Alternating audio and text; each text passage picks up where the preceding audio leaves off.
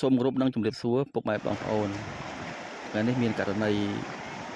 កុមារីម្នាក់អាយុប្រហែលជា10ឆ្នាំជាងបានលេងនៅទឹកស្ទឹងដំណាក់បូនដែលមានទីតាំងនៅក្នុងខេត្តកោះកុងនៅតាមទីតាំងគឺនៅតាមបណ្ដោយផ្លូវជាតិលេខ10ថ្មីចេញពីស្ពានដែលខ្ពស់ជាងគេខ្ពស់មកខេត្តកោះកុងឃើញស្ពានមួយជាវែងនៅទីនោះមានទឹកធ្លាក់សំរុំទឹកធ្លាក់ស្អាតសំរុំគាត់បើល្មមនឹងគូលេងកុមារីបានមកលេងនៅក្បែរទឹកធ្លាក់បានរអិលជើងដួលគួរហើយក៏បានហូរតាមទឹកមកជាប់នៅបង្គាតថ្មគឺបណ្ដាលឲ្យស្លាប់បាត់បង់ជីវិតតទៅនេះឃើញថា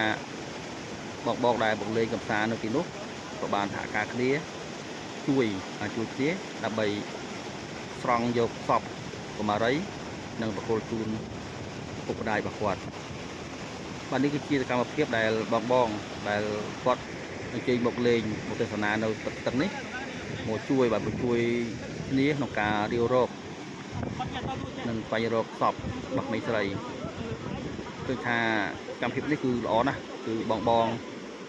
អូនអញ្ជើញគាត់បានជួយគ្នាសាកស្រាំមានអ្នកខ្លះចូលថ្មអ្នកខ្លះមានគម្រោងផែនការនោះគឺឃើញថាគាត់បានជួយគ្នា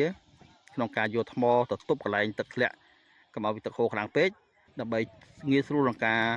យកសពរបស់ក្មេងស្រីបាទនេះគឺជាសកម្មភាពដែលបងគាត់បានជួយគ្នាក្នុងការយកសពរបស់ក្មេងស្រីបានធ្លាក់ហើយមកជាប់នៅបង្គាបថ្មខាងក្រោមនេះកន្លែងទឹកហូរខ្លាំងចឹងហើយធ្វើឲ្យក្មេងស្រីនៅនឹងបង្គាបថ្មខាងហ្នឹងសូមអំពាវនាវដល់បងប្អូនទាំងអស់ទាក់ទងនឹងការដើរលេងកម្សាន្តធ្វើយ៉ាងណាមានការប្រុងប្រយ័ត្នចំពោះកុមារតូចព្រោះថ្មនៅតំបន់នេះគឺរអិលខ្លាំងគួរសមដែរចឹងហើយសូមពុកម្ដាយទាំងអស់ធ្វើការហាម5កូនកុំឲ្យកូនលេងកន្លែងដែលមានគ្រោះថ្នាក់ខ្ញុំបាទសូមអរគុណចំពោះទឹកចិត្តបងប្អូនយើងទាំងអស់ដែលបានជួយគ្នាតាមស្រាំក្នុងការស្រង់សពរបស់ក្មេងស្រីយកមកប្រគល់ឲ្យពុកម្ដាយរបស់គាត់ក្មេងស្រីម្នាក់នេះតាមការបញ្ជាក់របស់បងគឺថាគាត់មកជាមួយនឹងយាយរបស់គាត់និងពូរបស់គាត់ដោយពុកម្ដាយរបស់គាត់នៅឯស្រុកមិនបានមកជាមួយទេនេះគឺជាសកម្មភាពដែលបងគាត់ជួយពំៀលថ្មដើម្បីយកមកទប់ទឹកឲ្យរៀងខ្សោយដើម្បីងាយស្រួលក្នុងការយកទុកសោះ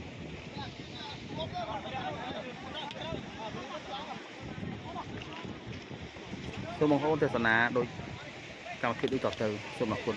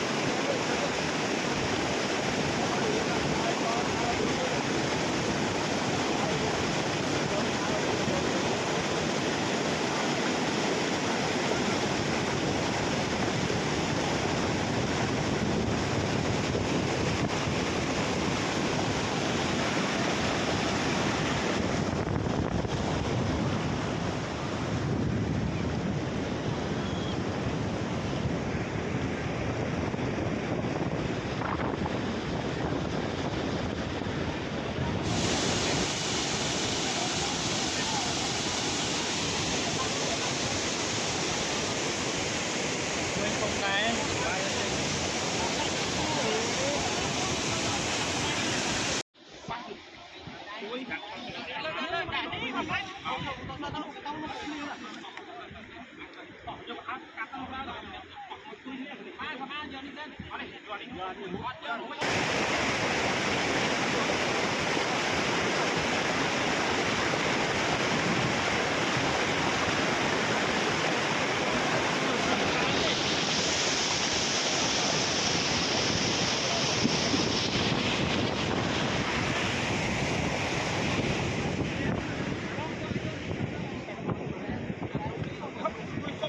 นั่ง